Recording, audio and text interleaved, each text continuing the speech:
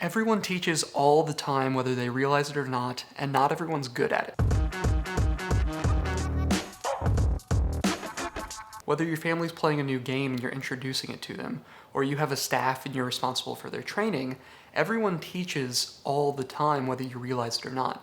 And a lot of people aren't good at it because they're not intentional. I'm here to teach you 4 steps into making your instruction better. A lot of people don't intentionally go through steps of the learning process to teach a new skill. I use a model called sell it, show it, do it, use it in everything that I teach to make sure that the curriculum that I'm teaching is the most intuitive. Step number 1, sell it. This step is really important because it sets up the whole foundation, and it's really easy to do. It's just explaining why they're doing what they're doing.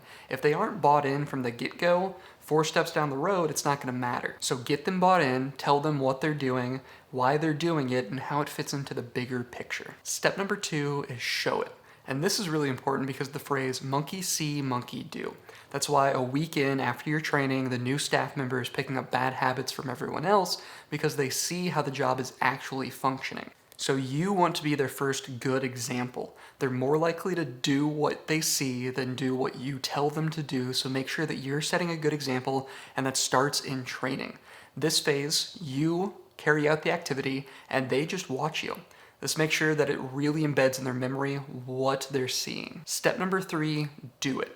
This is where you both do it together. We're starting to introduce muscle memory and we're starting to build upon that kinesthetic learning. And you want to do this phase for a while. Have repetition within this phase. They're doing it, they're learning it. Do it with them several times. And phase number 4, use it. It doesn't matter if they can do it with you. What matters is that they can do it when you leave. So give them some practice time with you around, but you're not walking them through the steps. If they're having trouble in this phase, go back to the do it phase and do it with them until they're competent, and then move back into the use it phase, and they can do it on their own. And this is really where practice makes perfect. We want this to become second nature, so they're gonna have to do it a lot. I have all the confidence in the world that if you implement these intentional steps, your instruction is gonna become that much better. If you like this video, go ahead and hit that thumbs up button so I know this is the type of content that you're interested in. And if you wanna become part of our community, I'm putting out 2 to 3 videos every single week geared towards giving you the tools to succeed. I'm proud of you, I love you, and I'll see you next time.